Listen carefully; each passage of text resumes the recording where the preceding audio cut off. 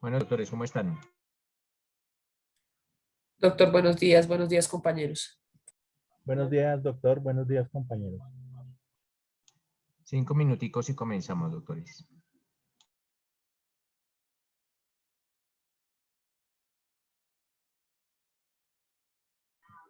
Buenos días a todos. Buenos días, doctor. Buen día, compañeros.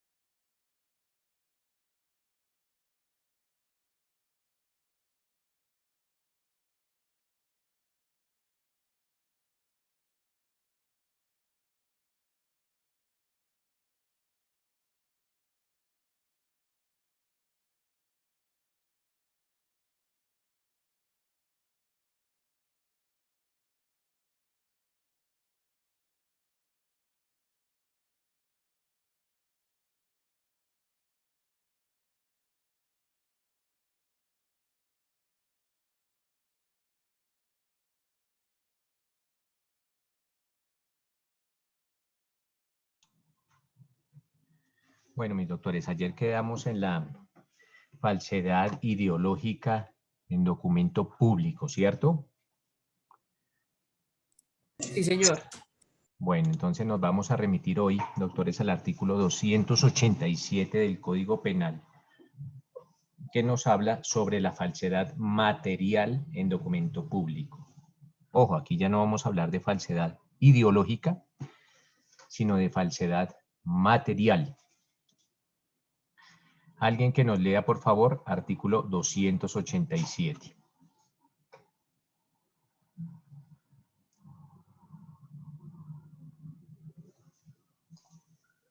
Doctor, buenos días. Dice artículo 287, falsedad material en documento público. El que falsifique documento público que pueda servir de prueba incurrirá en prisión de 3 a 6 años. Listo, Charles, Sí. gracias.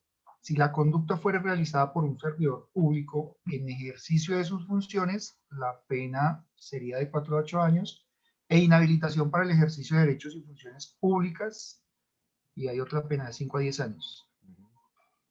Perfecto. Mírense, doctores, lo siguiente.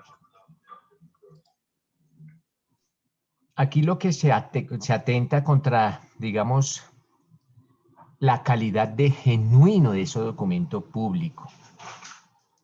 Aquí estamos hablando que la gente, cuando yo me refiero a la gente, estoy haciendo alusión a esa persona que comete el delito, pues crea falsamente de forma total ese documento original, ese documento, crea un nuevo documento. O en ocasiones altera parcialmente el documento original. Y la norma exige que ese documento tiene que servir de prueba. Entonces, como elementos de esta falsedad material en documento público tenemos que existe una creación del documento, de un nuevo documento. Se crea un documento y esta creación pues hace alusión a un documento falso. Se crea integralmente un documento público falso. O en ocasiones se altera parcialmente ese documento público genuino. Ese documento tiene que tener una trascendencia probatoria y lógicamente debe existir un perjuicio que puede ser real o puede ser potencial, acorde con lo que ustedes estudiaron sobre antijuridicidad material. La falsedad material en documento público también presenta algunas modalidades. La primera se denomina la falsedad por creación integral del documento público. Ojo, primera modalidad en que se presenta este delito se denomina falsedad por creación integral del documento público. A esa falsedad por creación integral del documento público también se le denomina falsedad material impropia. Y en este caso, el agente, ojo, repito, cuando haga alusión al agente estoy hablando a esa persona que está siendo procesada por este delito, o la persona que comete el delito. El agente elabora materialmente un documento público completamente nuevo.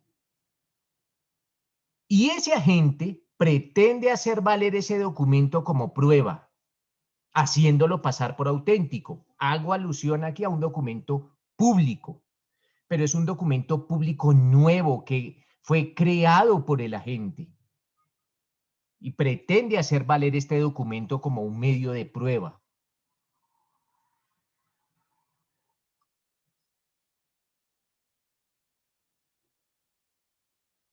Como ejemplo podemos poner a Pedro, cualquier Pedro que se encuentre ejerciendo la profesión de abogado en un municipio cualquiera de Colombia.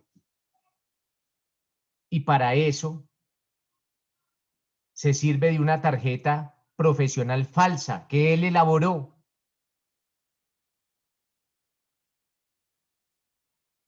Posteriormente puede ser descubierto por la denuncia que se realice por faltas a la ética ante el Consejo Superior de la Judicatura.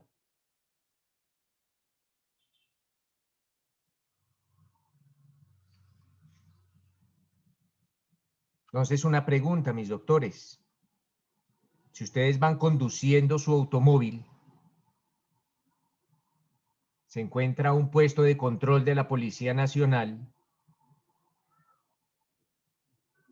hacen parar su vehículo, le solicitan que presenten sus documentos y ustedes presentan una licencia de conducción falsa.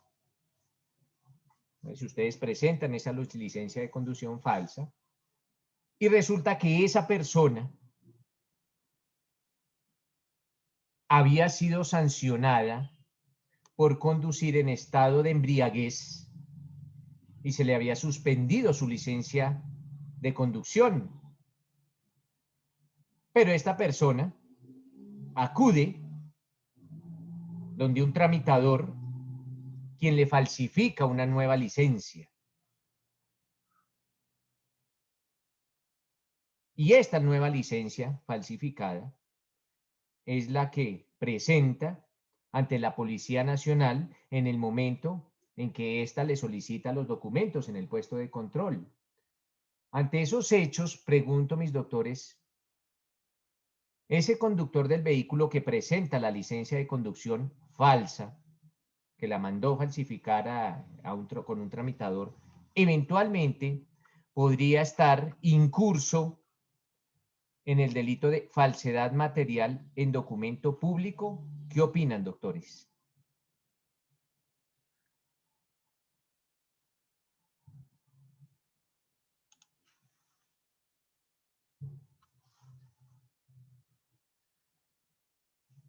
Javier, cuénteme. Doctor Nelson Prieto, buenos días y buenos días a todos los estudiantes de Derecho. Considero que a la pregunta sí, afirmativo, doctor, claro, porque esa falsedad es como prueba, como indicio de que efectivamente le presenta al policía. Entonces, sí es una falsedad material. Perfecto, Javier. Con base en su respuesta anterior, indíqueme en calidad de qué responde él. De cómplice. Cómplice. Sí, señor. ¿Por qué cómplice? Porque él coayudó como tal al ilícito. Entonces, con base en esos hechos, indíqueme si cuál fue el aporte de esta persona al delito. ¿Cuál fue su aporte? Ideológico. Porque él ¿Cuál? fue el que solicitó como tal esa licencia falsificada. ¿Eso es un aporte, Javier? Es ideológico. Si usted va y le paga a un sicario para que el sicario mate a otra persona, ¿usted es cómplice del homicidio? Si no cómplice, por lo menos... Ojo, video. Javier, ojo con eso. Ojo con sus respuestas, porque sus respuestas puede determinar una pena o de 100 meses o de 50, pero primero analicémoslo. Primero analicémoslo.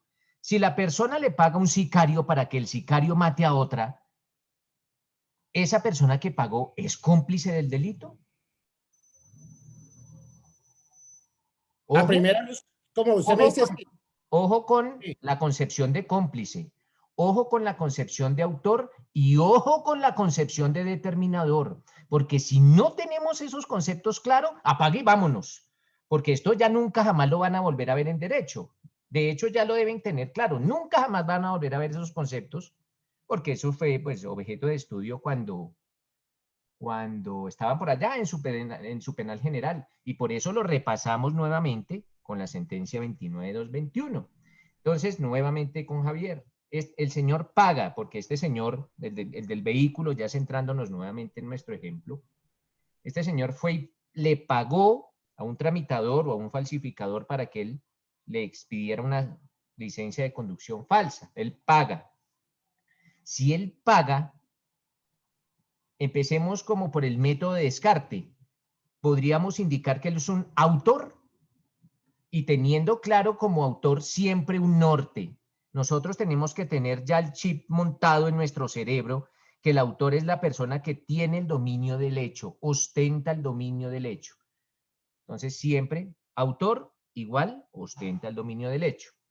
Y tener el dominio del hecho es la facultad de interrumpir, transformar o modificar el delito.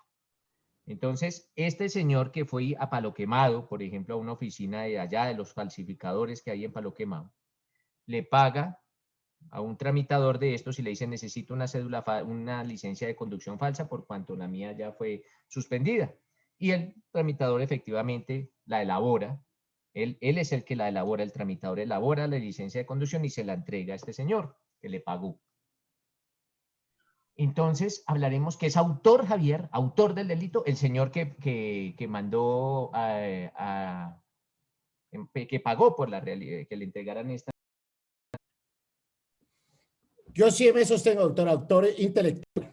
Claro, pero acuérdese, Javier, que yo les dije al principio de este módulo que el autor intelectual en Colombia ya no existe. Entonces, ¿y cuál es mi meta? Que ustedes ya, cuando tengan el profesor de Derecho Procesal, no hablen de autor intelectual, porque si hablan de autor intelectual están cometiendo, pues, alguna contradicción con relación a las actuales figuras del derecho. En acorde con el artículo 30, Javier, una persona es o autor, o determinador, o cómplice, o interviniente. Y el autor es quien tiene el dominio del hecho. autor intelectual en Colombia ya no existe. Existió en una época de nuestra historia antes del año 1980, claro que sí, pero en la actualidad no. Entonces, Doctor, pero entonces, permítame, yo sostengo el por qué yo digo que es autor. claro. Listo, podemos retirar la otra palabra. Ujú. Pero autor, yo me baso, ¿cierto? Como tal, en la interpretación hermenéutica del primer inciso del artículo 29, que es autor quien realice la conducta punible por sí mismo o utilizando a otro como instrumento. Y para el ejemplo, está usando. Ahora lo que habría que determinar es si está falsificando como tal la licencia de conducción o le está adulterando. Que hay una inmensa Sí, diferencia pero que usted lo sabe noto mejor. que Javier no aprendió bien el artículo 29 cuando se lo explicaron. ¿Por qué? ¿No será que de pronto, doctor, me lo explicaron mal? No sé, doctor, porque no podemos hacer esa conjetura. Lo cierto es que la explicación que nos está dando Javier es completamente errada, porque cuando hablamos de autor, estamos haciendo alusión a la persona que comete el delito. Ojo, comete el delito, pero cuando se hace alusión a quien utiliza a otro, estamos hablando que ese otro, ojo, ese otro no tiene voluntad, no tiene voluntad. Un ejemplo, si o está siendo coaccionado, si yo voy a la caja del banco, le paso mi teléfono a la cajera y le digo, o me entrega la plata, hable con su hijo, yo tengo secuestrado a su hijo, pues esta persona va a ver coaccionada su voluntad al percatarse que yo le tengo secuestrado a su hijo y me entrega el dinero del banco. O si utilizo un niño y le digo, vaya, entre a ese almacén, robe, y un niño de 4, 5, 6 años, y él roba. O si utilizo a una persona con algún retardo. En ese caso, hablamos de cuando se utiliza a otro como herramienta. De ese otro, ojo, de ese otro no vamos a deprecar ni. ¿Por qué? Porque esta persona no tiene voluntad, lo que se denomina en el derecho penal general el autor mediato. Ojo, autor mediato es quien utiliza a otra persona como herramienta o como instrumento, pero esa otra persona ni tiene voluntad ni tiene intención. En el caso bajo estudio, el señor que acude a la oficina en donde le falsifican su documento, se hace al falsificador, y este falsificador sí tiene voluntad y tiene plena conciencia de lo que está haciendo. Entonces, para aclararnos y para no enfrascarnos nuevamente en discusiones baladíes, esta persona, cuando le paga al tramitador, le está haciendo nacer la idea criminal. ¿Cómo le hacen nacer la idea criminal? Pues mediante un pago. Y la persona que hace nacer la idea criminal en el autor, porque quien verdaderamente es autor de la falsedad es quien elabora el documento falso, es el que realiza el documento falso. Es ese falsificador es el autor del delito, porque él es el que falsifica, pero la otra persona, quien pagó para que ese documento fuera falsificado, es el determinador del delito. Él determina al autor material. ¿Y cómo lo determina? Lo determina mediante un pago. Pago. Eso es lo que habla la sentencia 29221. Por eso yo les decía que esa sentencia prácticamente ustedes la tienen que cargar debajo del brazo. Siempre. Siempre. Porque nos aclara estos aspectos. Y ustedes, pues hasta ahora están entrando en este mundo del derecho penal, pero esos temas ya deben quedar claros porque a ser vistos. Ya después de esta materia sigue el procesal y después la práctica. ¿Ya? O de pronto eventualmente en una especialización, en una maestría o en un doctorado. Pero pues ya se tiene que partir de unos conceptos. Entonces es bueno empezar a repasar. Entonces repito, esta persona, si llega a ser procesada o si ustedes conocen de un caso en que en el puesto de control la persona presenta un documento falso, el fiscal no puede decir que él es autor de la falsedad material. Probar que él fue el que creó ese nuevo documento, que él fue el que lo elaboró. Tendría que probar eso y para el fiscal le va a quedar sumamente difícil tener elementos de prueba que indiquen que esa persona fue la que falsificó ese documento. Pero le puede indicar, ¿y usted de dónde sacó esta cédula? O este pase, o esta licencia de tránsito, o qué sé yo. Dirá, no, fui a Palo Quemado y allá le pagué a una persona. Ah, entonces usted es determinador del delito. ¿Por qué es Profe, determinador? pero no Porque había cuando una usted... coautoría. A ver, Diego. Primero que todo, no me interrumpa de esa forma. Y segundo, acuérdese que el coautor es el que tiene, el coautor siempre tiene el dominio del hecho. Ojo, el coautor siempre tiene el dominio del hecho. Por eso los libros de Claude Roxin. Yo no les envié esos libros de gratis. No, para que los lean. Esos 3 libritos de Claude Roxin casi que va a ser nuestras Biblias. Porque todo nuestro derecho se basa en la escuela finalista. Y la escuela finalista, su más grande representante es el maestro Claude Roxin. De hecho, Claude Roxin es el más grande penalista que ha dado Alemania y nosotros nos seguimos, como todo, nos copiamos de algunas legislaciones foráneas, pero en este caso hacemos siempre uso de la teoría finalista de Claude Roxin y posteriormente desarrollada por el doctor Santiago, que murió hace poco, uno de sus alumnos más aventajados, un estudioso del derecho penal, pero ya en España.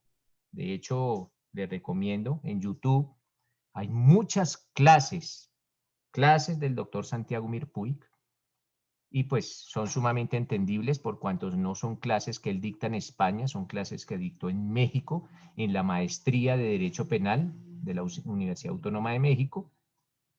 Es muy bueno que las vayan repasando. Son 10 o 12 clases, creo que son como 10 clases en que en México trajeron al maestro Claude Roxin antes de su muerte, 1 o 2 años antes de su muerte. Y él murió joven, ¿no? Entonces, Diego, el autor o coautor siempre tiene que tener dominio del hecho. Siempre. Si la persona no tiene dominio del hecho, no será coautor. Profe, Entonces, profe, pero perdóname, le interrumpo acá un segundo. O sea, yo sé que es determinador, sí, pero digamos coautor no es porque coge y sabe que le sancionaron la licencia de conducción y va a donde la persona le va a realizar y le hace un pago porque sabe que va a ser un fraude. Entonces resulta que se va y le muestra al policía eso. No sería digamos para mí, un coautor porque sabe todo el hecho y está cometiendo al final porque está mostrando una licencia falsa.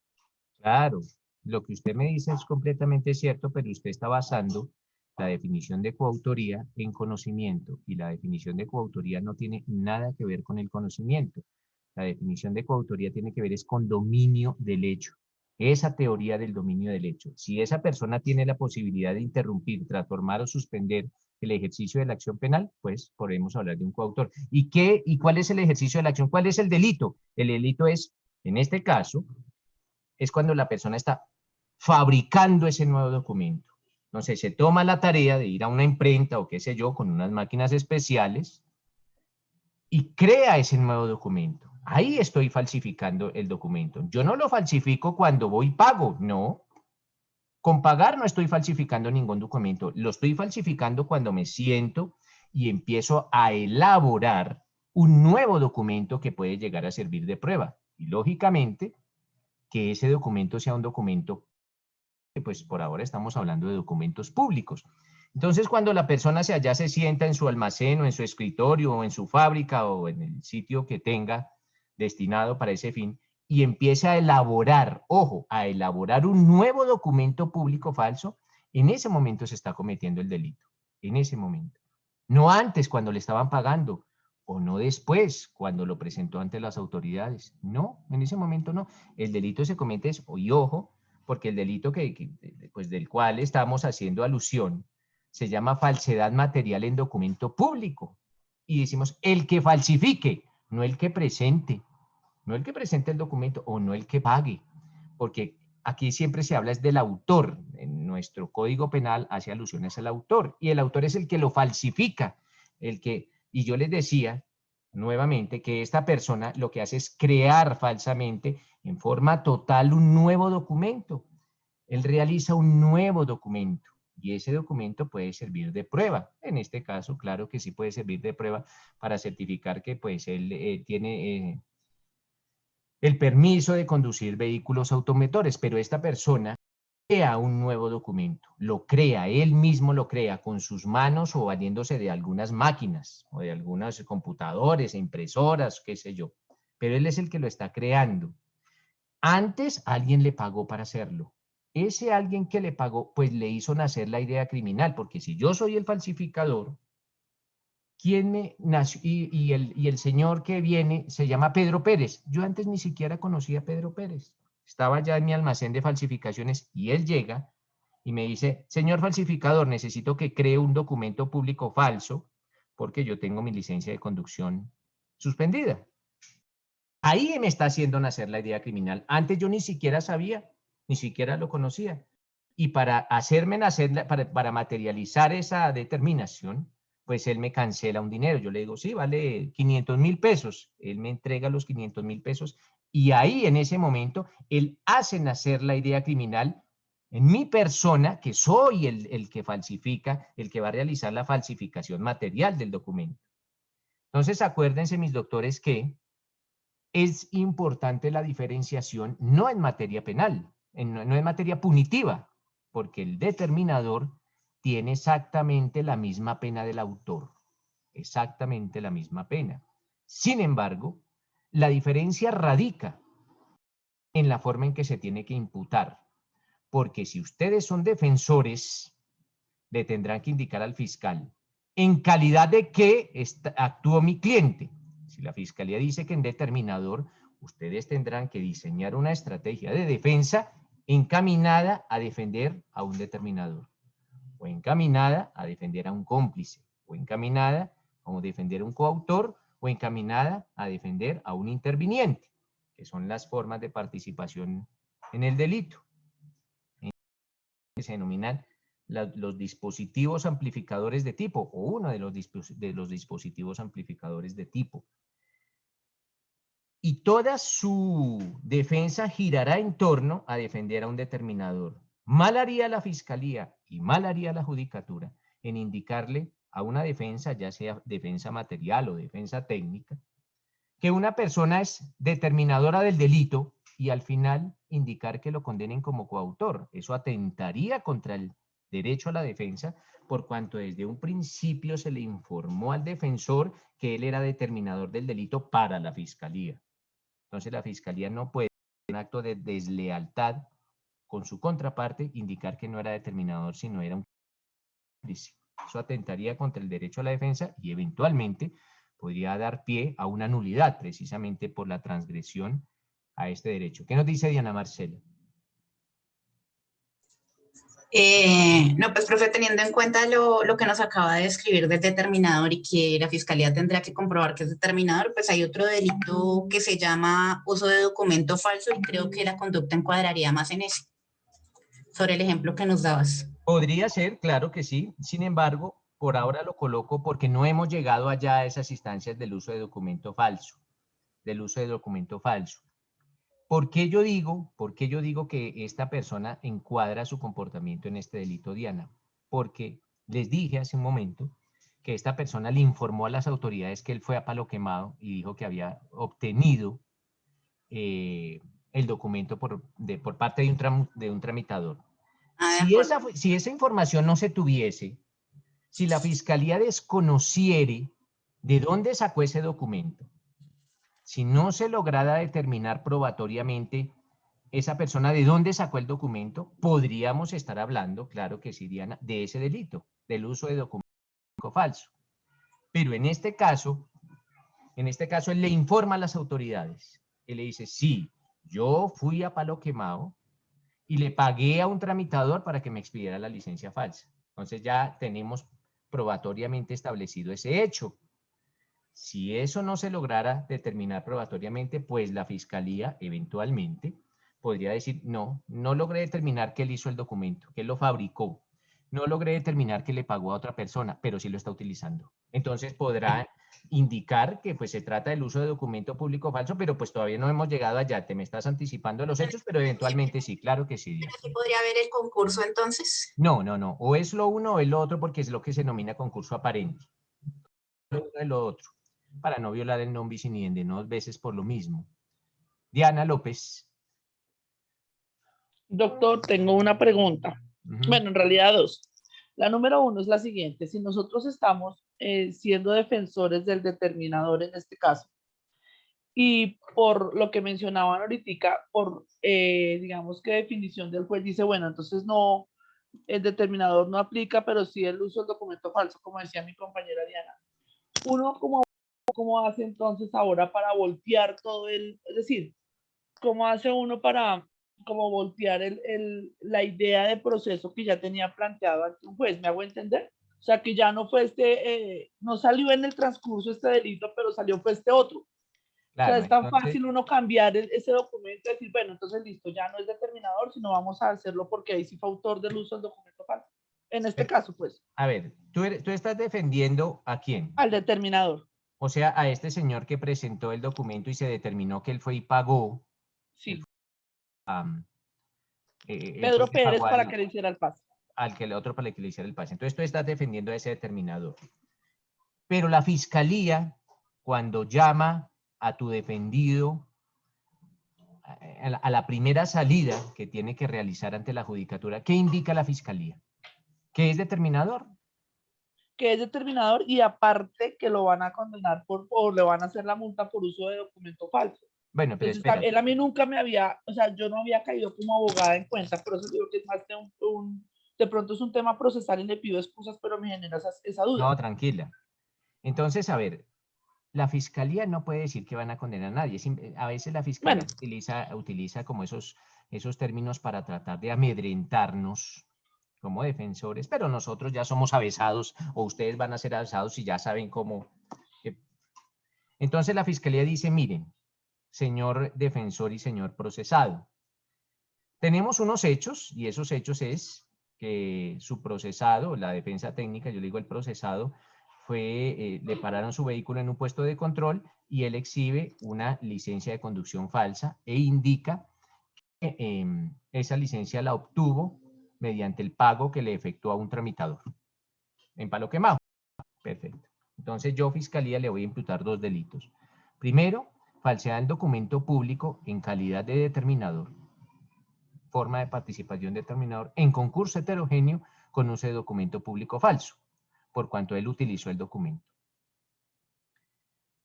¿Qué tiene que hacer Diana? Tiene que remitirse inmediatamente. Lo que tiene que hacer es inmediatamente remitirse a la doctrina e indicarle al juez que eventualmente podría haber un concurso aparente de tipos para que la fiscalía modificara su imputación, para que la modificara. Sin embargo, Diana, si la fiscalía quiere, lo hace, y si la fiscalía no quiere, no lo hace, porque acorde con el artículo 250 de la Constitución, la fiscalía es la dueña de la acción penal.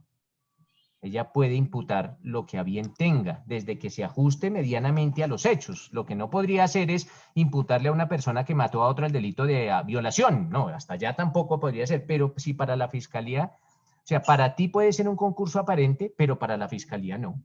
Y la fiscalía imputa los dos delitos.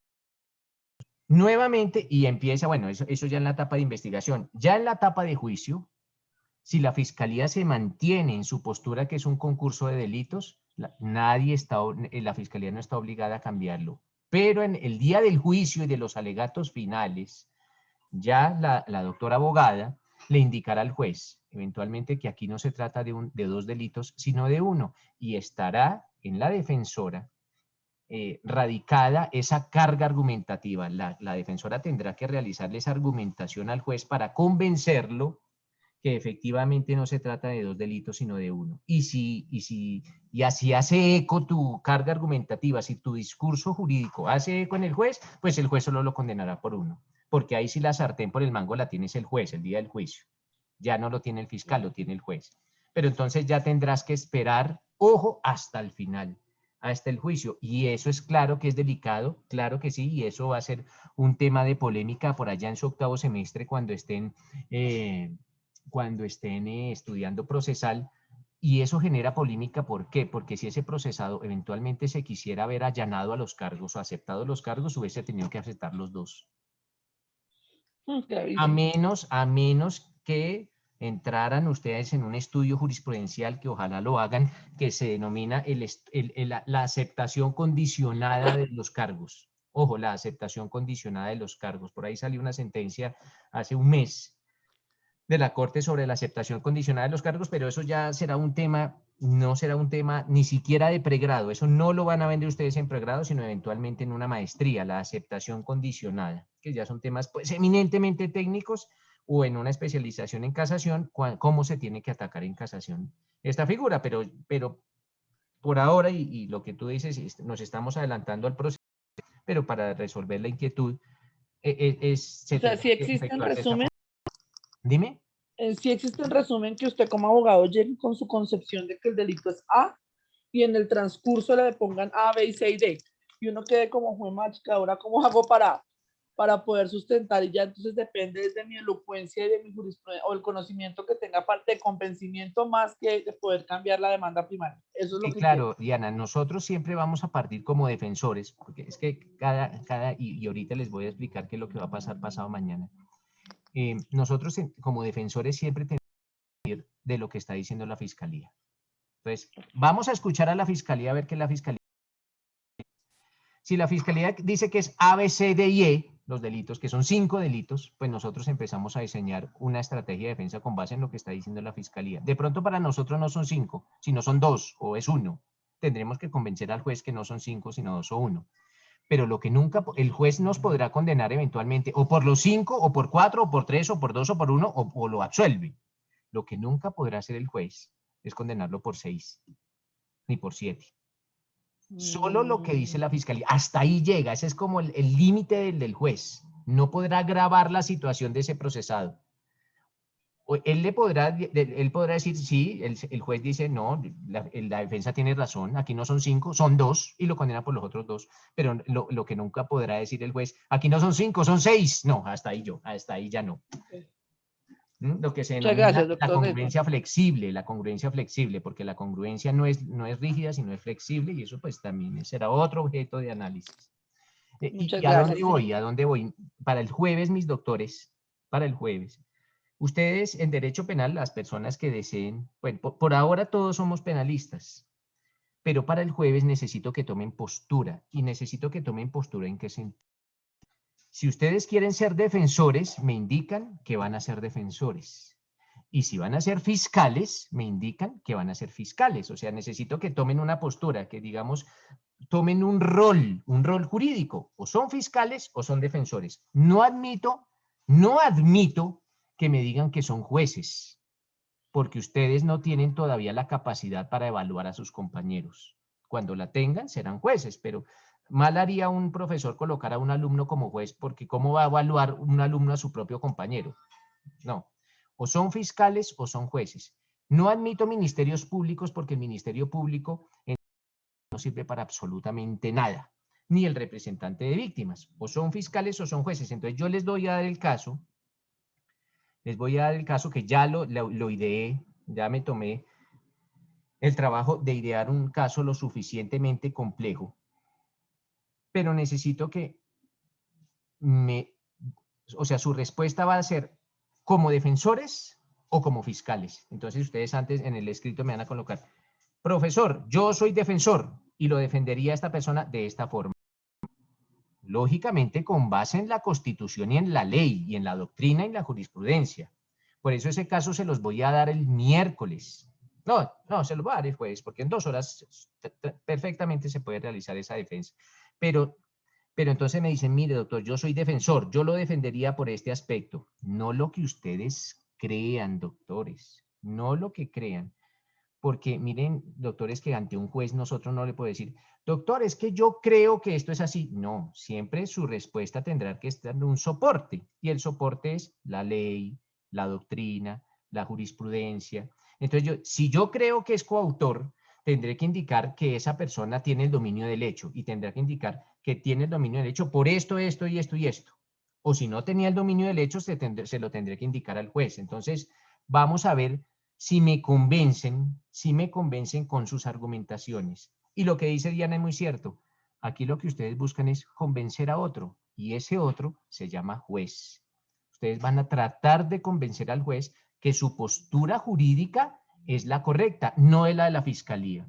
Y en derecho penal siempre va a haber un vencedor y siempre va a haber un vencido. Y ustedes van a ser o vencedores o vencidos. O vencedores o vencidos, dependen si logran o no lo logran convencer al juez.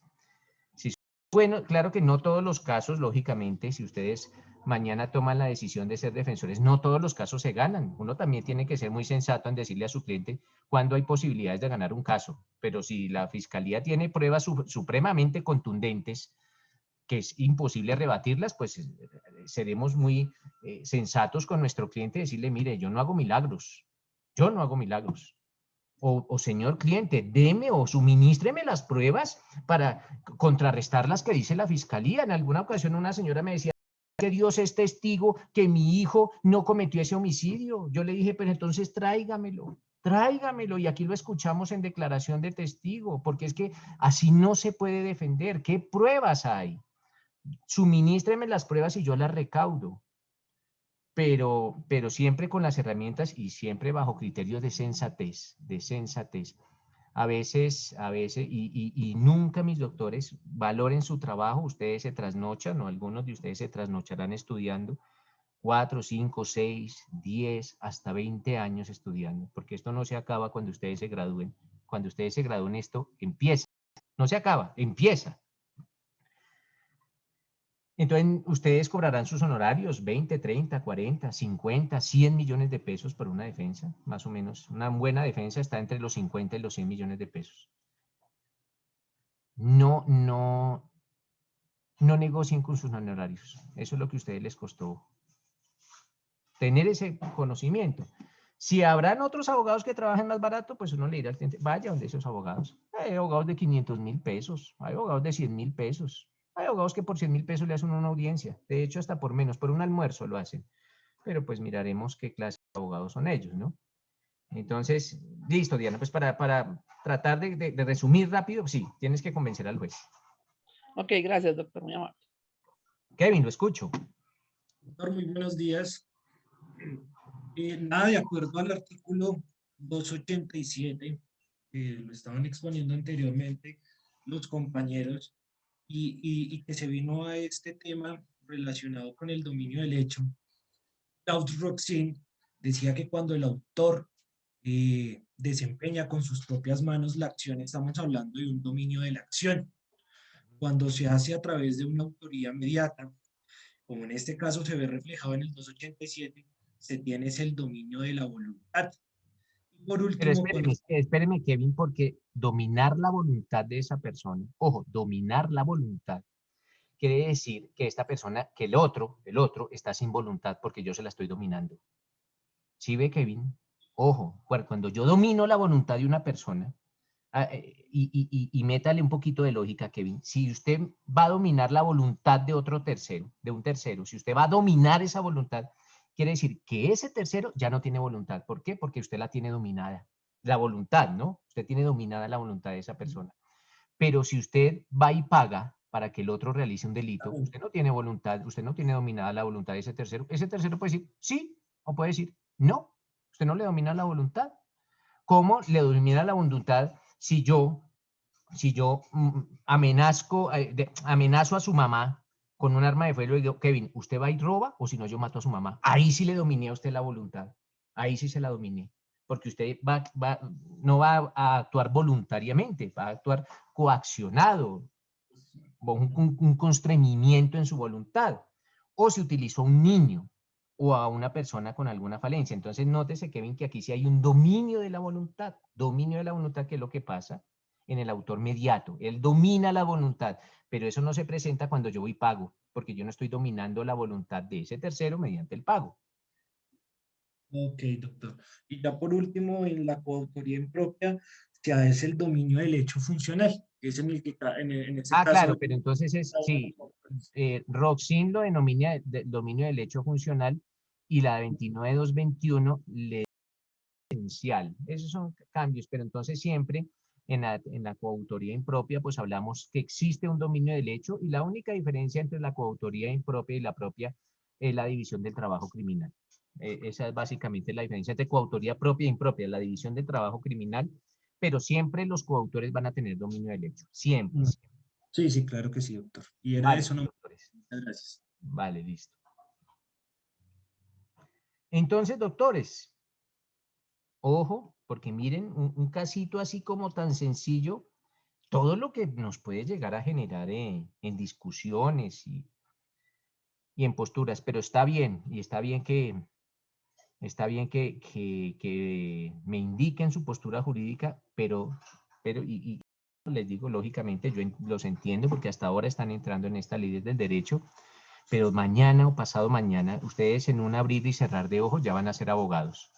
Entonces ya tendrán que convencer al juez o al fiscal eventualmente, con base en su doctrina o en la doctrina o en la jurisprudencia. Entonces tendrán que tener en un lado el código y en el otro los 4, 5, 6, 10 o 15 libros de jurisprudencia y de doctrina que soportan su argumentación, que le dan más fuerza a su discurso jurídico. ¿O dejo la mano levantada? No, doctor, dejé la mano levantada. Ah, bueno, perfecto, listo, listo.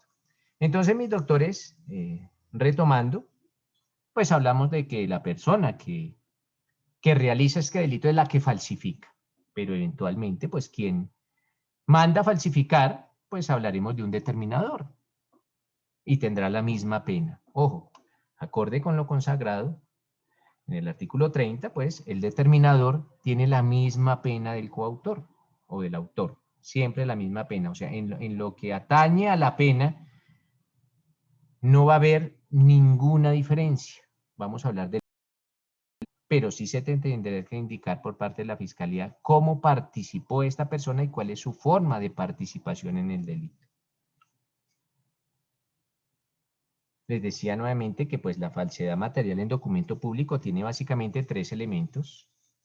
El primero es que se crea un nuevo documento público y ese documento público es falso. Ese documento público tiene que tener una trascendencia probatoria documental, lo que puede decir, lo que se denomina en el delito que pueda servir de prueba y que exista un perjuicio real o un perjuicio potencial. Les decía que existen varias modalidades de falsedad material en documento público. La primera se denominaba falsedad por creación integral del documento. La doctrina la conoce como la falsedad material impropia. Y en este caso, mis doctores, el agente elabora, ojo, él mismo lo elabora, ese documento público falso, nuevo y falso. Y pues lógicamente que ese documento él lo pretende hacer valer como un medio de prueba, haciéndolo pasar por auténtico.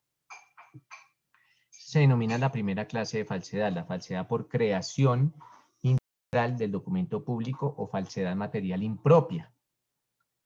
Existe otra clase de falsedad que se denomina las falsedades materiales parciales. Ojo, falsedades materiales parciales sobre documentos públicos originales. Entonces, vamos a tratar de explicarlo. Falsedad material parcial sobre documentos públicos originales. La doctrina lo conoce como falsedad material propia. Ojo, falsedad material propia.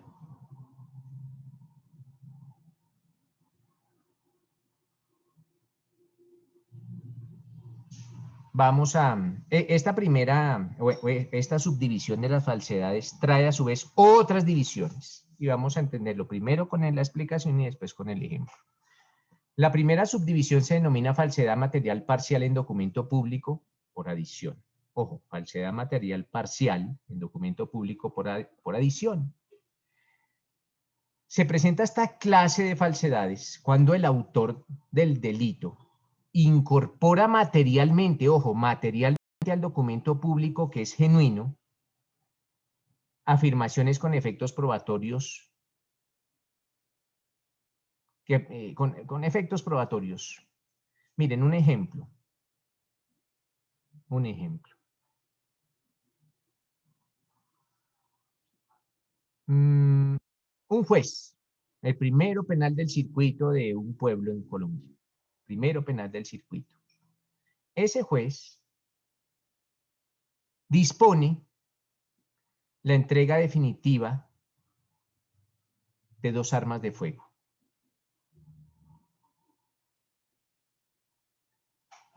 El procesado cuenta con los respectivos salvoconductos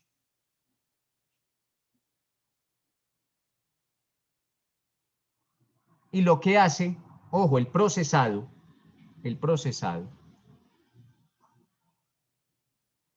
tiene el oficio del juzgado que dice que se entregan 2 armas de fuego.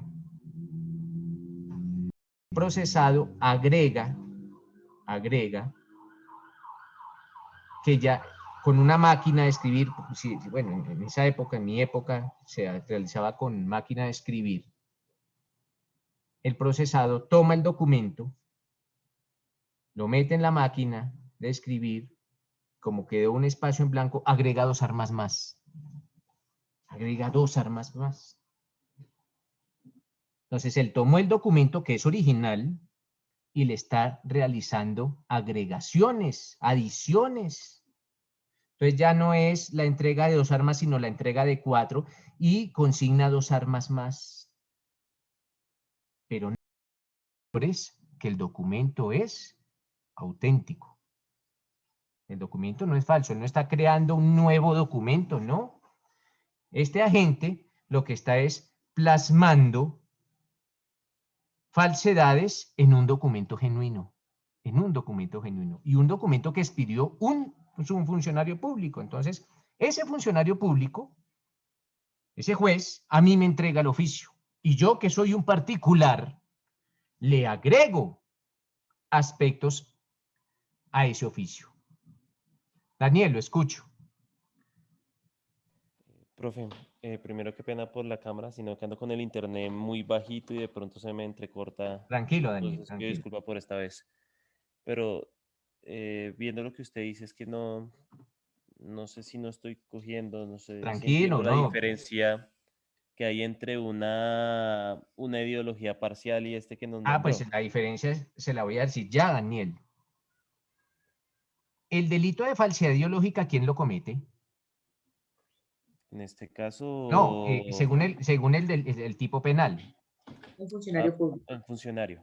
El funcionario público. Ojo, entonces, Daniel, siempre que hablemos de una falsedad ideológica, es un funcionario público, es ese funcionario público el que le da aspectos falsos a un documento original, pero es un funcionario público. Pero, Daniel, resulta que yo soy el juez y usted es el particular. Usted no es funcionario público, Daniel. Y yo le entregué a usted el oficio. Y usted, que es un particular, usted no es funcionario público, le está agregando cosas a mi oficio. ¿Sí ve, Daniel, la diferencia? Que, sí. Claro, la falsedad ideológica es plasmar mentiras en un documento genuino, pero plasmar mentiras no cualquier persona. No, cuando el funcionario público plasma mentiras en ese documento que tiene la competencia para emitir, porque tiene del funcionario público en ejercicio de sus funciones. Entonces, ese funcionario público que en ejercicio de sus funciones plasma cuestiones mendaces o mentirosas o ajenas a la realidad. Pero en este caso, Daniel, el caso es distinto. ¿Por qué? Porque usted va al juzgado y el secretario le entrega el oficio y usted ve el oficio y usted empieza a agregarle cosas. Pero es que usted no es funcionario público, usted es un particular. Usted es un particular, entonces usted está tomando ese documento público, usted está tomando el documento público como particular y le está agregando cosas falsas. Entonces uno diría, no, él no falsificó el documento, no, pues ya lo empieza, ya ese documento no empieza a ajustarse a la realidad con base en las aseveraciones que usted está adicionando. Pues en ese caso, Daniel, ¿ya más o menos la cogimos? Sí, profe, clarísimo, gracias. Ah, bueno, listo. Entonces, en esos casos hay, lógicamente, una falsedad en el documento público es por adición. Lógicamente, estamos hablando de ese particular que es autor del delito, le incorpora materialmente al documento público que es genuino algunas aseveraciones que son mendaces y que tienen efectos probatorios distintos a los que el servidor público que otorgó indicó. Entonces, el servidor público cuando plasmó o cuando otorgó ese documento decía una cosa y ustedes le están adicionando, ustedes como particulares. Entonces, aquí hay una falsedad material, porque ustedes son los que están plasmando, o sea, no hay una falsificación del documento, pero por eso existe una subdivisión. El documento es auténtico, claro que sí, es el oficio del juzgado, pero no todo lo que dice es cierto, porque el particular, ya el funcionario público despidió el documento tal cual, pero el particular no, le adicionó aspectos, primero que son ajenos a la realidad, que son mendaces, y segundo, que pueden tener algún efecto probatorio. Vamos a ir muy lento. Esto quedó entendido, mis doctores, ¿cuándo se puede llegar a presentar esa primera subdivisión del delito? Entonces no lo confundamos y bueno, ante un inicial panorama, claro que lo confundiríamos con una falsedad ideológica, pero acordémonos que la falsedad ideológica es cuando el servidor público expide el documento y plasma cuestiones ajenas a la verdad. Aquí no, aquí el servidor público me entregó el documento a mí particular y yo soy el que estoy adicionándole aspectos. Yo particular estoy adulterando ese documento público. Entonces, si a ustedes les entregan su diploma de la Universidad Nacional de Colombia como abogados y ustedes le alteran el diploma, es el original, pero ustedes le alteran el año de graduación con el fin de optar por un puesto, porque eventualmente siempre tiene que servir de prueba o tiene que tener algún efecto, porque se necesitaba para un determinado puesto que ustedes tuvieran 2 años de graduados, o 3, o 4, u 8, o 15. Para ser magistrado se necesitan 15. Y ustedes adulteran la fecha del grado y presentan ese diploma. ¿El diploma es original? Claro que sí. Pero ustedes falsificaron parte de ese diploma. Lo alteraron. Entonces se presenta esa falsedad, esa especie de falsedad que se denomina falsedad material parcial en documento público por adición. Preguntas, mis doctores. ¿Todo muy claro o todo muy confuso? Veo que todo muy claro, todo muy claro. Espero que el jueves también todo esté claro, pero entonces entremos siempre que ustedes desde ahora vayan pensando si van a ser jueces, si van a ser fiscales o van a ser defensores. Ojo, si van a ser fiscales o van a ser defensores. Depende de lo que quieran ser, como esa, si ustedes quieren, bueno, la mayoría queremos ser defensores. ¿Qué dice Fabio? Profe, buenos días. Los defensores del pueblo también tienen ciertos requisitos para asumir ese papel de Sí, para ser defensores. defensor, Fabio, aunque existen defensores públicos en todas las ramas del derecho, pero en donde más hay es en el penal. Pero para ser defensor público, básicamente se necesita, aparte de la especialización, bueno, hay varios requisitos, depende de quién usted sea. Si usted es un mortal, pues necesitará la especialización y o 2 o 4 años de experiencia. Experiencia en litigio. Experiencia en litigio. Yo alguna vez quise entrar a la defensoría solo para ser defensor ante la Corte Suprema de Justicia. Yo ya estaba cansado de estar en los juzgados y dije, voy a ser defensor, pero ante la Corte Suprema de Justicia. Solo ante la Corte, no procesos ante juzgados, sino procesos ante la Corte. Y adjunté mi documentación que me acreditaba como magíster en Derecho Penal y 25 años de experiencia en la rama judicial y no me aceptaron porque necesitaban era de experiencia en el litigio. Entonces, en este caso necesitará usted, Fabio, ser especialista y 2 años de litigio. Ojo, 2 años de litigio. O tener palanca, Fabio. Con palanca puede entrar sin los 2 años de litigio. Sí, claro, obviamente. que dice, como dice el dicho popular, el problema no es la rosca, sino estar dentro de ella. Sí, claro, pero pues muchos defensores públicos, muchos, la mayoría de hecho, la mayoría han entrado sin necesidad de las palancas políticas porque ser defensor público no es nada llamativo para un abogado ya experimentado. El sueldo es excesivamente bajo. De pronto, para empezar, sí es muy bueno. Es Profe, atractivo. Para empezar, sí. Para empezar y para adquirir experiencia, sí es muy bueno. Dígame, Fabio. Eso le iba a decir, perdón. Jurídicamente para ellos es muy bueno porque un defensor del pueblo está expuesto a casos muy típicos de la realidad, ¿no? Que en el tema de penal, por ejemplo, que usted dice, por ejemplo, el hombre que llega borracho a la casa y le pega a la esposa, etcétera, etcétera, etcétera. Todo ese tipo de casos que hace parte de la clase baja, pues de los latinos, llamémoslo así, ¿no? Sí, por eso Y hay digo, Fabio, cierta que es muy bueno para adquirir experiencia. Es muy bueno. Pero no se la puede uno pasar toda la vida adquiriendo experiencia con un sueldo tan irrisorio como el de un defensor público, porque después de que ustedes ya adquieran la experiencia, pues ya la adquirieron, ya pueden dedicarse a sus defensas de confianza. Pues ya, pero para adquirir experiencia es la mejor escuela que hay. Claro que sí, con base en lo que dice Fabio, porque se conoce absolutamente de todos los delitos. Y a veces tienen que defender sin pruebas porque la persona se vuela, ni siquiera le da cara al defensor, no aparece. Entonces, es muy buena escuela, es la mejor escuela que hay. Ricardo. Gracias, profe. No, yo quería referirme, es que a mí me generan muchas cosas ahí cuando, por ejemplo, el compañero se refiere a la clase baja. Bueno, hasta la clase alta, Ricardo, porque acuérdense que defendió al señor Moreno, que fue alcalde, fue un defensor público, ¿no? A ese Claro. señor, fue un defensor público porque él argumentó, Moreno creo que se llama, el del carrusel de la contratación. Samuel Moreno Rojas. Samuel Moreno, sí, él le argumentó al señor juez que no tenía dinero para pagar un abogado de confianza, entonces que necesitaba que la Defensoría del Pueblo, esto es que con nuestros impuestos, es que se les paga a los defensores públicos, que con nuestros impuestos le pagaron un defensor, y pues sí, pues él tiene su derecho a tener un defensor público en caso tal que no tenga los recursos para uno de confianza, y se le otorgó un defensor público. Pero entonces no solo clase baja ni media, sino hasta alta y súper alta, no solo la baja.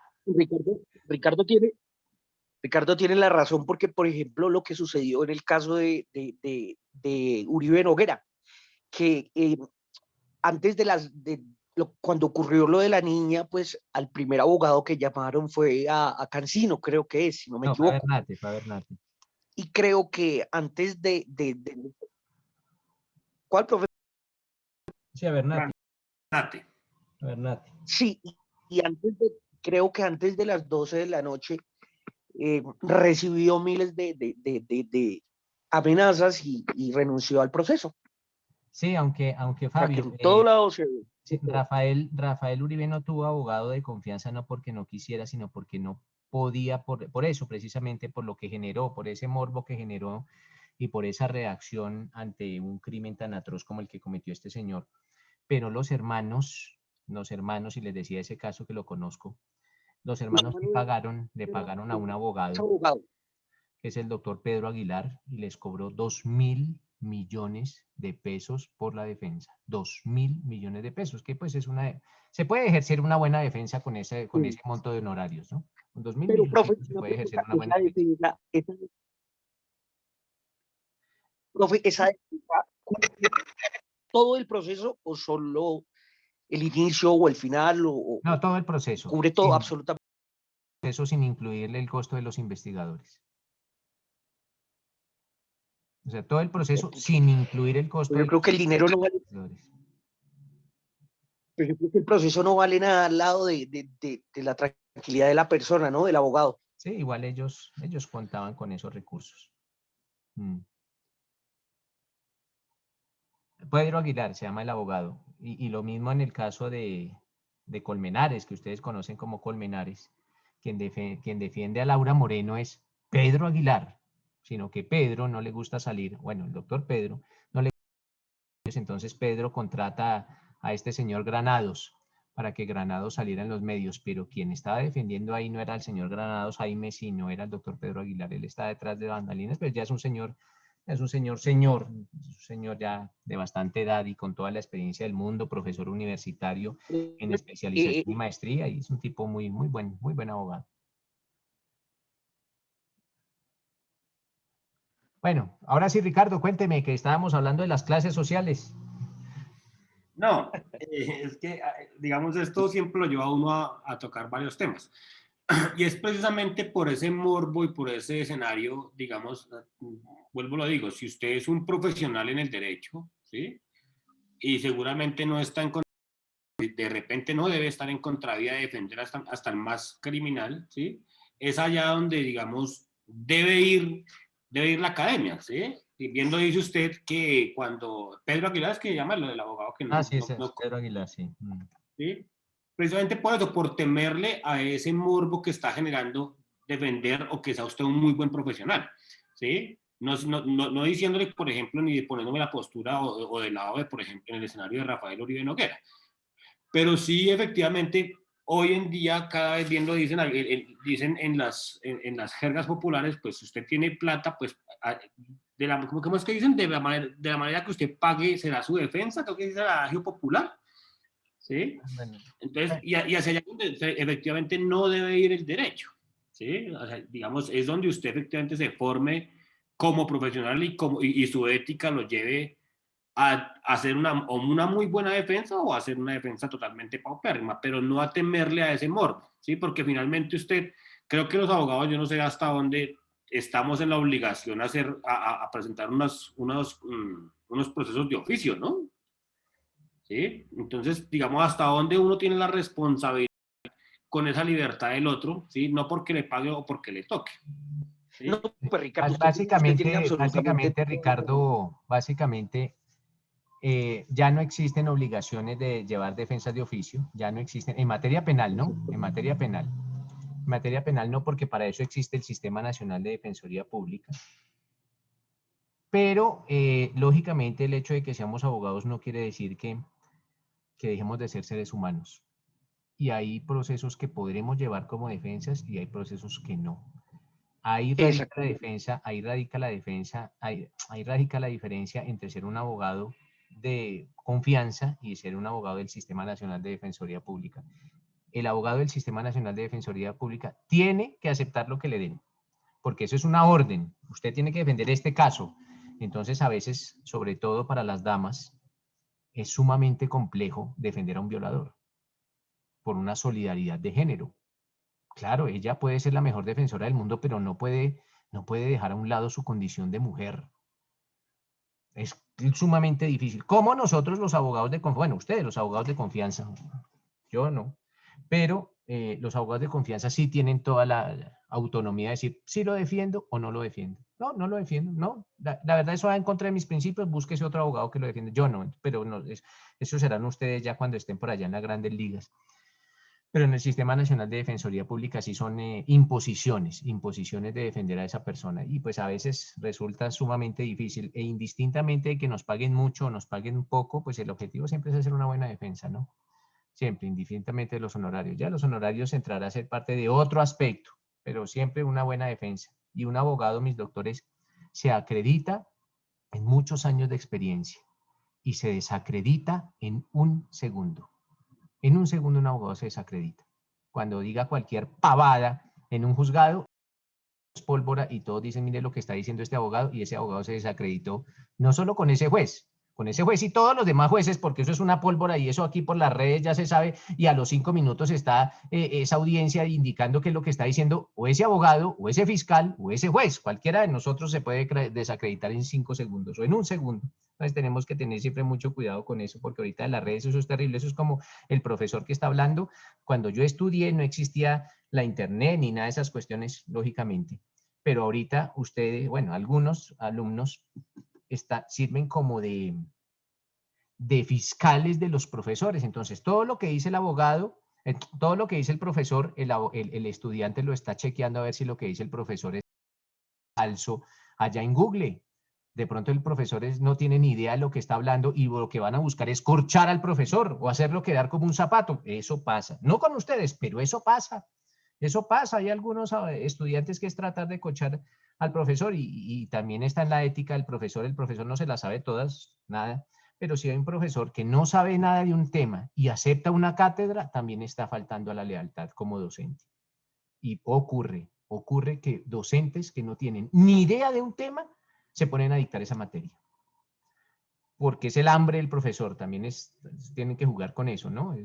Si el profesor vive de su cátedra, pues terrible. Terrible si le ponen ahí, es como si a mí me pusieran a dictar derecho administrativo, derecho de familia, derecho civil, ¿yo qué voy a saber de eso? Escasamente derecho penal, y no más. Entonces también en eso toca tener mucha ética. Pero volvemos.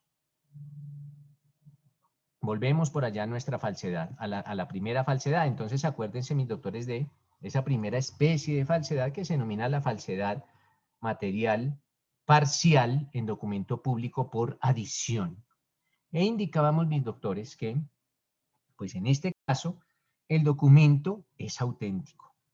Pero ese particular que tiene ese documento público empieza a agregarle aspectos que riñen con la verdad. Entonces él está falsificando parcialmente ese documento, pero el particular, ojo, el particular. Entonces es esa primera falsedad. Le agregó situaciones al documento.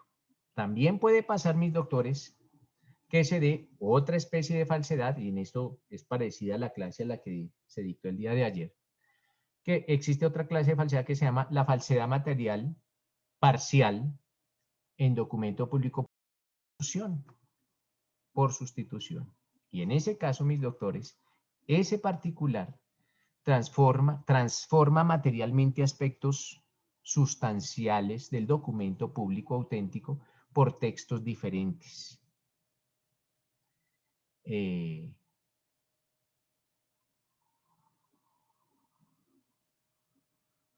Un ejemplo, se encuentra el jefe de personal del Ministerio de Hacienda. Entonces, imagínense que una persona funge como jefe de personal del Ministerio de Hacienda. Y ese jefe de personal recibe un listado. Entonces, otro compañero allá del ministerio le entrega un listado. Y en ese listado están las personas que ganaron un concurso. Un concurso para ser nombrados en algún puesto.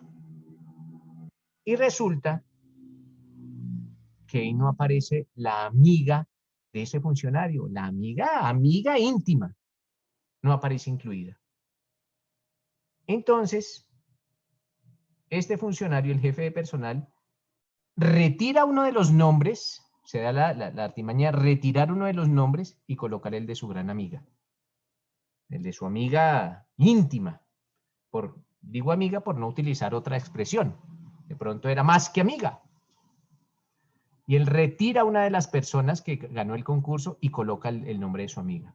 Entonces, miren, doctores, que aquí no está adicionando porque no la está colocando además, sino está retirando a una de las personas y está colocando a su amiga. Pero el documento, las listas de las personas que ganaron el concurso, esa lista es un documento auténtico. Lo que pasa es que esta persona está sustituyendo y está sustituyendo parte del documento con un efecto probatorio terrible, pues que una de las personas sale del concurso y otra entra. Entonces se pueden presentar esas dos formas. Sí, pues la última por supresión. También puede existir que el documento sea original, auténtico, pero este particular le suprima aspectos. Le suprima. Entonces puede existir la adición, la sustitución o la supresión de parte del contenido de ese documento público, pero repito, esa supresión, esa adición o esa sustitución la hace el particular, nunca la hizo el servidor público en el momento en que estaba otorgando ese documento. Ya es el particular, cuando tiene el documento en sí, que empieza a hacerle modificaciones o alteraciones, ya sea agregándole, suprimiéndole. Listo. ¿Alguna pregunta, doctores?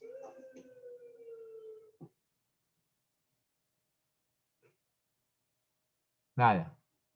Ricardo, lo escucho. Doc, pero frente a ese caso particular, por ejemplo, cuando omiten en esa lista de elegibles, ¿sí? A ver, espérame, ¿qué caso? ¿El que sustituyó? El ¿Sustituyó? concurso, ¿sí? El del concurso. Entonces el tipo hombre y colocó el de su amigovia. Digamos, obvio, o como eso normalmente es una lista de elegibles, ¿sí? Y están, digamos, en ese mismo orden será su nombramiento. Ah, Obvio, no, en este caso eran 4 y todos los 4 iban para el concurso. Por eso, pero en el mismo caso, por ejemplo, un hipotético. Dentro de esos 4 resulta que hay solo 3 cargos a proveer, ¿sí? Y él a conciencia sabía que si quitaba el primero, entraba su familiar o su persona de confianza. Ahí, ¿cómo se daría el tema? También sería... Sí, claro, es una falsedad. Pero, y la pregunta es, sino que estaba esperando la pregunta, pero no me la hicieron. La pregunta es, Ricardo, ¿cuál es la diferencia? Sí, usted tiene clara la falsedad ideológica, ¿cierto? La ideológica, la de ayer. La que hace el funcionario público. Claro. Pero en el caso que yo le coloqué, ¿quién está haciendo la falsificación? El funcionario, ¿no? Es un funcionario público, porque acuérdense que yo les dije que era el jefe de personal del Ministerio de Hacienda. Entonces, porque la pregunta era, oiga, profe, pero si usted dice que en la falsedad ideológica el que comete el delito es un funcionario público, en ese ejemplo que usted me está diciendo, ¿por qué eso no es una falsedad ideológica si es el funcionario público el que está haciendo la modificación? La respuesta era porque no estaba dentro de sus funciones. Él recibió él nomás el listado. Yo le dije, lo recibió de otro. De ese otro sí estaba dentro de sus funciones el colocar los nombres de la lista. De este funcionario no. Entonces, es como para tener claro que no siempre que un funcionario público altere un documento público, estamos hablando de una falsedad ideológica. Tiene que ser dentro de sus funciones. Puede ser que Ricardo sea un funcionario público y yo sea otro, pero Ricardo es el mensajero y yo soy el que redacta el documento. Entonces, si yo redacté el documento y se lo entregué a Ricardo y Ricardo es el mensajero y Ricardo su función es llevarlo a otro ministerio y usted le agregó, no podremos hablar de una falsedad ideológica porque eso no estaba dentro de sus funciones. Las funciones era la de cuestión de correspondencia o qué sé yo. Entonces, en ese caso, Ricardo respondería es por la falsedad material en el documento, pero una falsedad material o porque le agregó o porque le suprimió o porque le modificó. Entonces, siempre, si en esos casos que cualquier detallito tenemos que tenerlo muy en cuenta. Cualquier detallito tenemos que tener muy en cuenta, porque si la fiscalía dijera falsedad ideológica, porque fue el funcionario público, no dice, no, qué pena, pero es que el funcionario público era el mensajero. Dentro de su función es expedir ese documento. Entonces, podrá ser otro delito, pero no ese. Entonces, en el caso de Ricardo, que nos dice, entonces este señor recibe el documento, que vienen 4 nombres, por ejemplo, 4 nombres, y él sabe que hay 3 puestos para esos 4 nombres, y él retira el primero, lo borra, digamos, lo borra, se da las mañas para borrar ese primer nombre y colocar el de la persona que él quiere. Pues estamos ante la falsedad en documento público, precisamente por adición, porque le está, no por adición, aquí lo está haciendo es casi reemplazando el documento, entonces lo que se denomina, lo que les dije hace un momentico, que se dominaba la falsedad material parcial sobre documento público, no por adición, porque no le está adicionando, sino por sustitución. Está cambiando uno de los nombres. Lo quitó, pero no solo lo quitó, sino lo reemplazó por otro. Entonces hay una sustitución.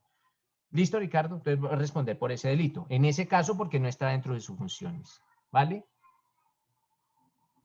Quiere decir que con eso, por ejemplo, cuando le aducen un delito que no es, no sé si esto será de procesal, pero no lo tengo claro, ¿ahí qué debo pedir? ¿Absolución del procesado? Bueno, mire, esto es otro tema que genera miles de polémicas.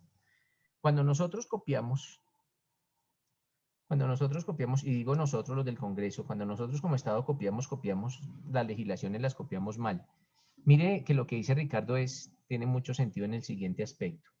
Si yo contrato a Ricardo para que Ricardo me defienda por un delito A, por el delito A, pues Ricardo me va a cobrar un dinero y va a ejercer toda una estrategia de defensa para defenderme del delito A y contrata investigación. y contrata peritos y contrata expertos, todo diseñado para defenderme de ese delito A que me está diciendo la fiscalía. ¿Qué pasa si al final, en el día del juicio y ya cuando se va a emitir el fallo, el juez dice, este señor no era culpable del delito A, sino es culpable del delito B? Porque el juez así lo piensa. La fiscalía nunca lo dijo, pero el juez así lo piensa.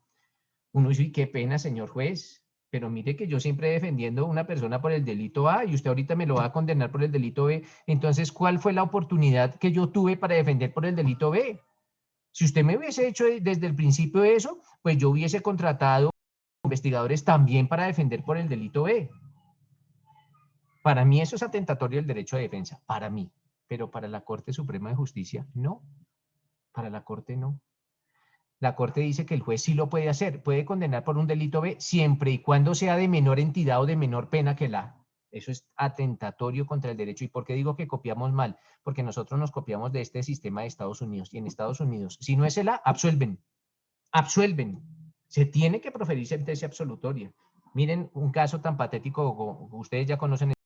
Si a su defendido lo acusan de acceder a una niña, de acceso carnal violento o acceso carnal abusivo o acceso carnal con persona impuesta en incapacidad de resistir o acceso carnal con persona en incapacidad de resistir. Y al final resulta que nunca la accedió, nunca la accedió. Se determina probatoriamente que no hubo acceso carnal. Esto es la penetración del verme viril por vía anal, vaginal u oral o la penetración de alguna otra parte del cuerpo u otro objeto por vía anal o vaginal. Eso ya uno lo tiene que tener claro. Ustedes ya lo tienen que tener claro. Entonces resulta que el juez dice, no, aquí no se demostró que hubo acceso, pero sí se demostró que la tocó. Entonces ahora la voy a condenar por actos. Entonces uno dice, hombre, pero hubiera dicho desde el principio a mi defensor y yo lo he defendido por actos, pero a mí me dijeron que un acceso. Yo nunca defendí por actos, pero la Corte así lo permite y es criticable. Es muy, muy criticable esa postura de la Corte, pero pues eso es lo que hay, con eso es lo que jugamos, Ricardo.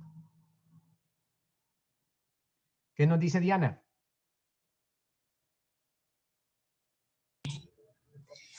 Profe, en la falsedad material nos dijiste que había si mal no entendí, por adhesión, por supresión. Adición. Por adición, por supresión o por sustitución. Sí. O sea, no sé si entendí mal, pero no me queda clara la diferencia entre sustituir y suprimir. Claro, entonces mira que tú eres la particular y tienes el documento que expidió el Estado, el funcionario público.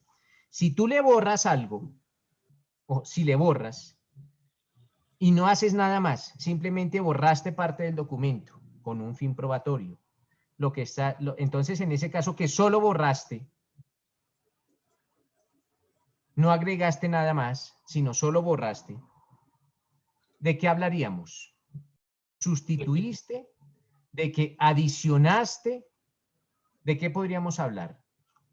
De que suprimí una parte del documento. Suprimiste una parte. Suprimiste.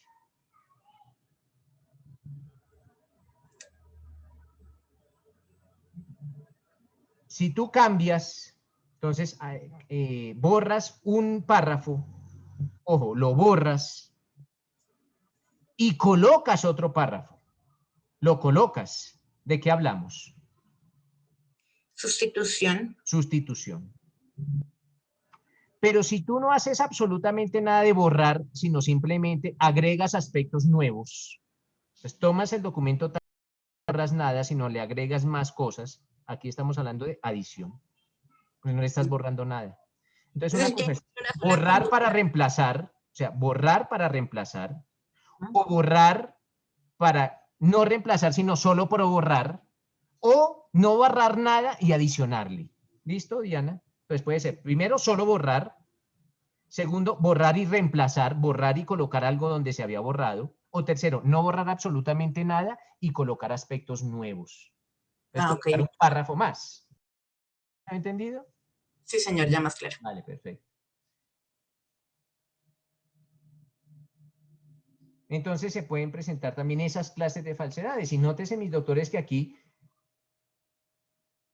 en esas falsedades parciales, no se está creando un documento nuevo. No, el documento es genuino y auténtico. Lo que pasa es que el documento ya no está como originalmente fue expedido por el funcionario público, no. Ya un tercero u otro funcionario público pero que no tenía esas funciones, le cambió, le adicionó, le suprimió, algo hizo con el documento, pero lo alteró. Alterar esos documentos también se circunscribe como esa falsedad material en documento público. Como sujeto activo del delito, mis doctores, tenemos que pues es indeterminado, cualquier persona lo puede cometer. Entonces lo puede ejercer un particular o el servidor público. También si el servidor público, nótese que puede pasar que un servidor público ya falsifica un documento. No es que plasme aspectos distintos en el falsificado, sino que realiza otro falso. Entonces, cualquier persona puede cometer este delito. El verbo es falsificar, básicamente, materialmente, la creación integral, pero se pueden presentar esas otras modalidades del delito.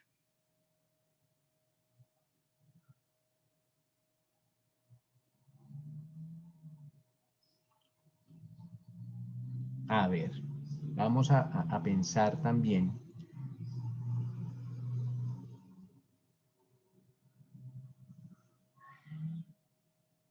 Lo siguiente.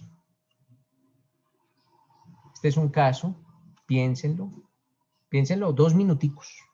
No vamos a tomarnos el resto de la clase para pensar, no, 2 o 3 minuticos. Pasa lo siguiente, un caso hipotético.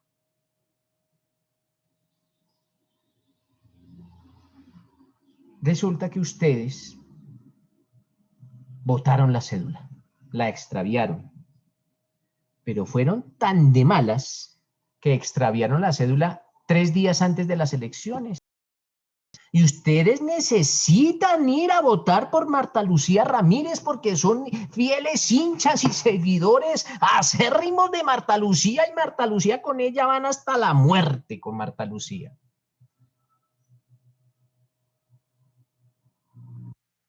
Yo no es que tenga nada con la doctora Marta Lucía, pero pues la pongo como ejemplo. Puede ser cualquier otro candidato o candidata. Pero ustedes son Marta Lucía y son hinchas y seguidores y mejor dicho. Pero perdieron la cédula 3 días antes de las elecciones. Eso para ustedes es una noticia más que mortal. ¿Por qué? Porque los tiempos no les dan para adquirir una nueva cédula e ir y votar por la magna mujer Marta Lucía Ramírez, futura presidenta de la República, según ustedes. ¿Y qué es lo que hacen? Van a palo quemado. Yo digo palo quemado porque la mayoría de falsificadores se la pasan por allá. No en los despachos judiciales, sino en las oficinas aledañas. Van a palo quemado y mandan a hacer una cédula. Pero la cédula tiene los mismos datos que tiene su cédula original. Es la misma foto, es el mismo nombre, es el mismo número, son los mismos datos. Es la misma fecha de nacimiento, es la misma cédula, sino que la cédula no la expide la Registraduría Nacional del Estado Civil, sino la cédula la expide ese tramitador o ese falsificador allá en Palo Quemado. Pero la cédula es exactamente igual en los datos.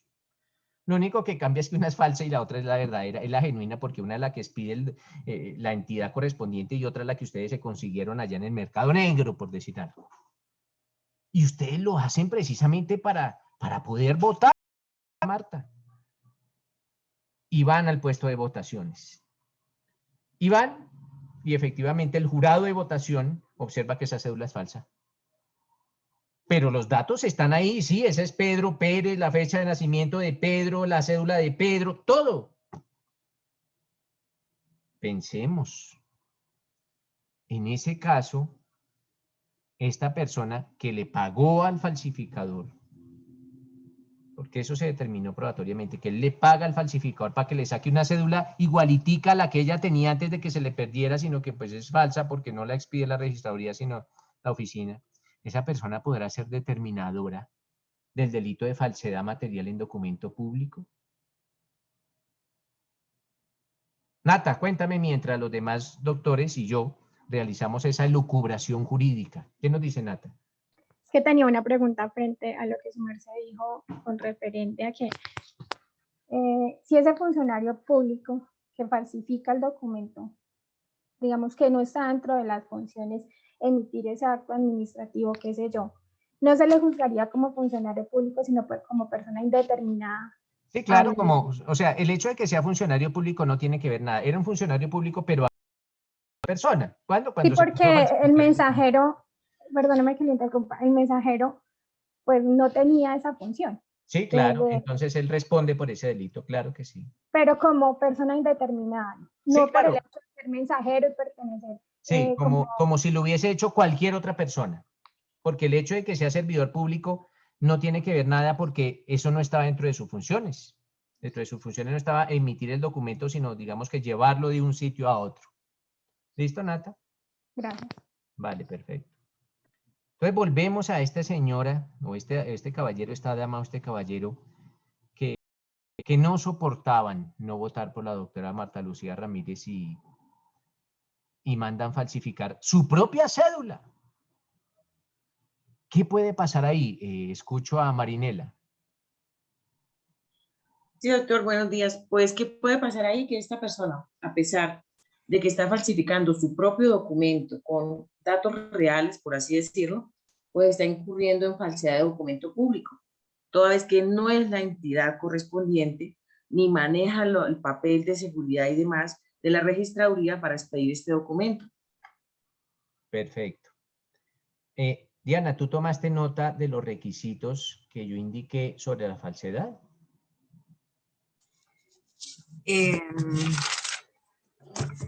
O Marinela, que es la que me está... yo dije algunos requisitos sobre la falsedad. De hecho, dije 3 requisitos para que la falsedad, digamos que se materializara o naciera a la vida jurídica. ¿Cuáles eran? Uno de ellos era modificar en parte el documento. ¿Sí? Espérate. Vengan, les voy a repetir. Primero, que el documento público se cambie por alguna creación nueva del documento o porque se altera parcialmente ese documento genuino. Ese era el primer requisito.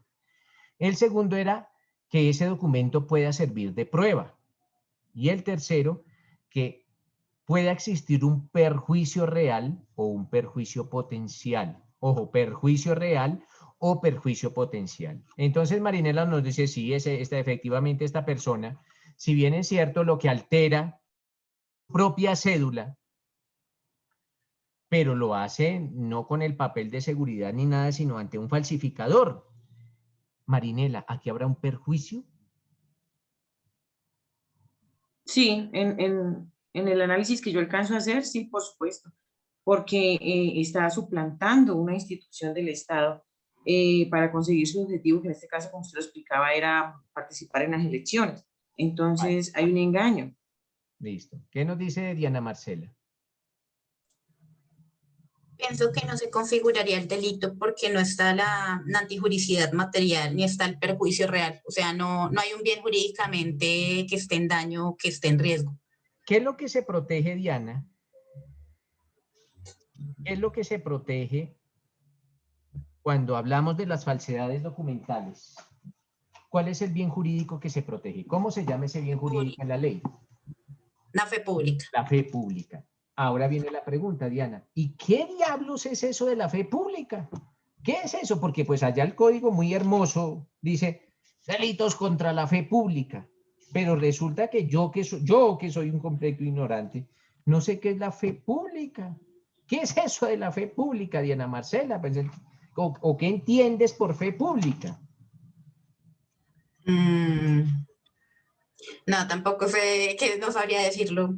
Básicamente es la confianza que tenemos que tener nosotros como ciudadanía de que los documentos dicen lo que verdaderamente es o dicen lo que verdaderamente ocurrió. Nosotros tenemos que tener, digamos que alguna confianza en los documentos, en que verdaderamente plasman lo que es, plasman una realidad. Esa es la fe pública. En este caso, ¿habría un atentado contra la fe pública? Yo considero que no. Porque básicamente, o a ver si lo entiendo, porque básicamente, pues, Porque, pues, ese sí, documento sí plasma lo que es. pues plasma lo que le estoy diciendo al jurado de votación, que No, soy yo, que es mi claro, número de plasma lo identidad. que es, que tú te llamas Diana Marcela, que naciste en no sé dónde, de tal fecha, que ese es el número de cédula, esa es su foto, esa es su huella, esa es su estatura o es su grupo sanguíneo. No hay ninguna modificación. Eso es lo que nos dice Diana Marcela. ¿Qué nos dice Nata?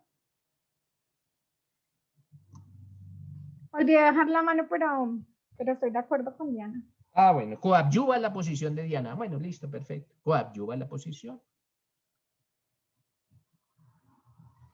Esas clases de falsedades, mis doctores, ojo, esas clases de falsedades se denominan falsedades inocuas. Ojo, falsedades inocuas.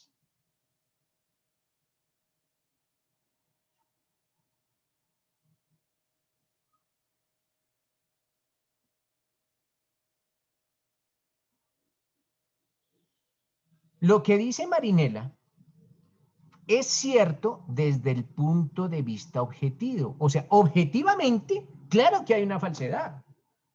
Claro que existe una falsedad. ¿Cómo negar que hay una falsedad? Pues no ve que esta persona no fue a la registración de la oficina ya de los falsificadores para su cédula. Pues claro que hay una falsedad. Sería absurdo negar que existe una falsedad. O sea, objetivamente existe una falsedad. Pero no toda conducta que es considerada objetivamente como falsa puede ser castigada. ¿Por qué? Porque se puede presentar esa falsedad inocua o esa falsedad, algunos doctrinantes también le denominan la falsedad burda.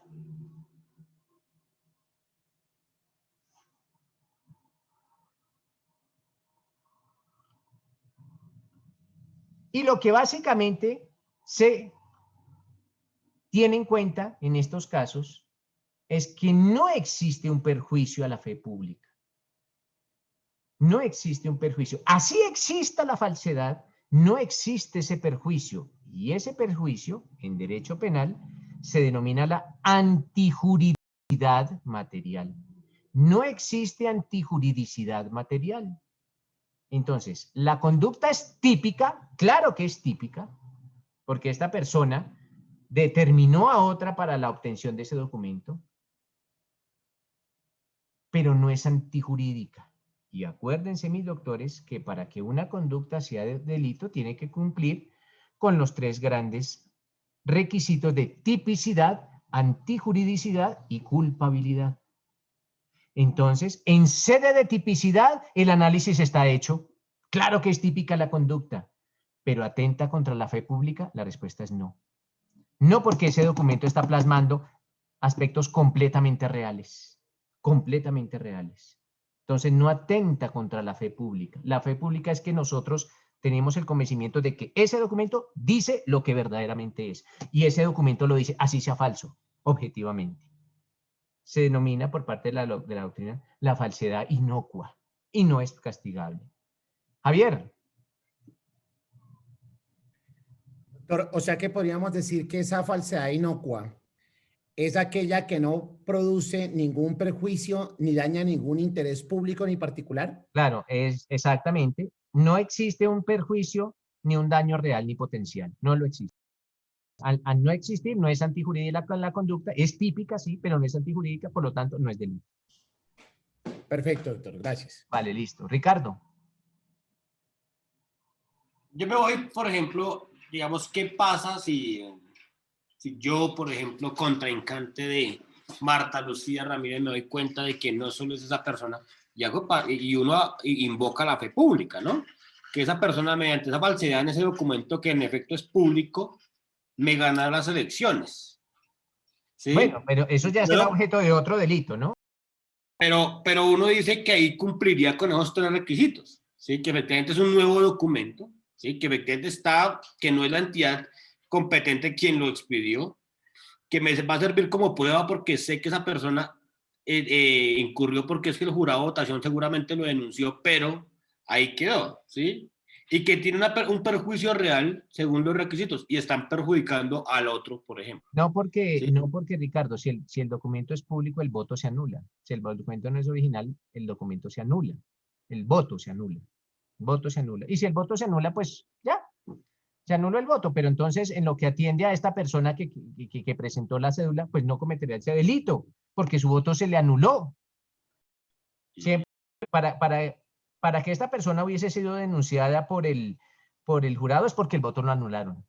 El voto lo anularon. Ahora bien, y esto ya hace parte de agregar y agregar cosas al tema, si la cédula no era falsa y el voto se lo anularon, pues entonces cuando se determine que la cédula no es falsa, pues el voto tendrá que entrar nuevamente y se tendrá que contabilizar. Y puede pasar que se llegue a inclinar la balanza hacia Marta Lucía, ojalá así sea, o sí o no.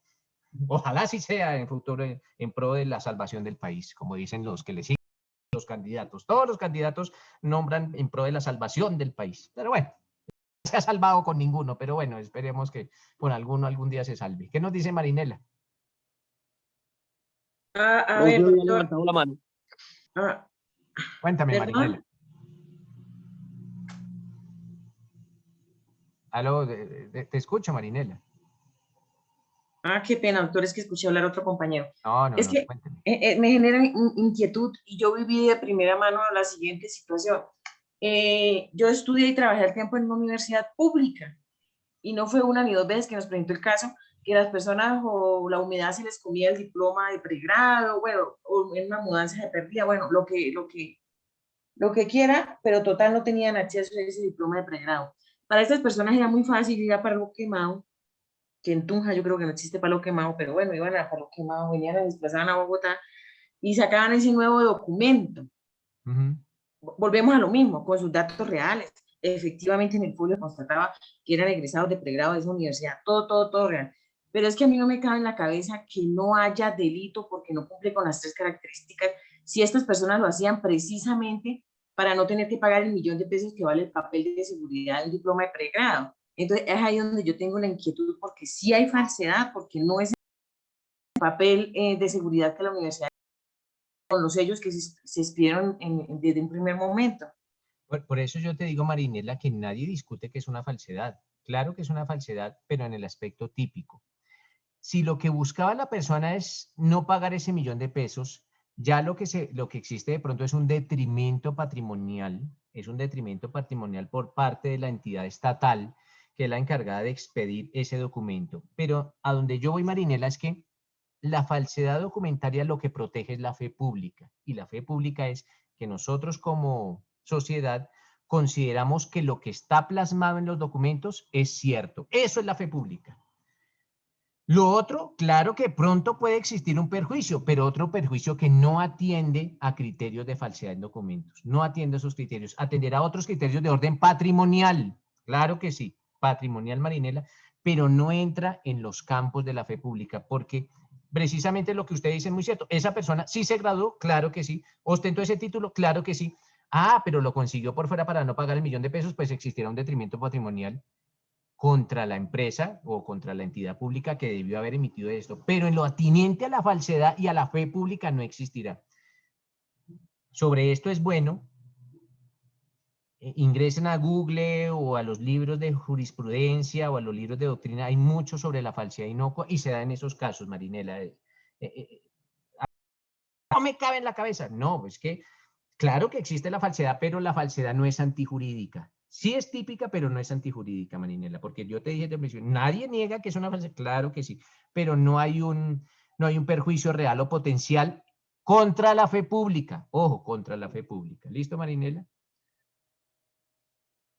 Gracias, doctor. Espero que les haya interesado la clase. Estas clases son chéveres porque se prestan para todas esas discusiones y para que nosotros en nuestro común diario vivir tendremos 1000 casos y 1000 preguntas y ese es el objetivo. El objetivo también, aparte de tratar de indicar algún conocimiento, es que ustedes se generen muchas dudas, porque esas dudas harán que ustedes se vuelvan inquietos por esto del derecho y cada día se vuelvan mejores. Doctores, muchas gracias por su tiempo, por su asistencia y nos vemos el día de mañana.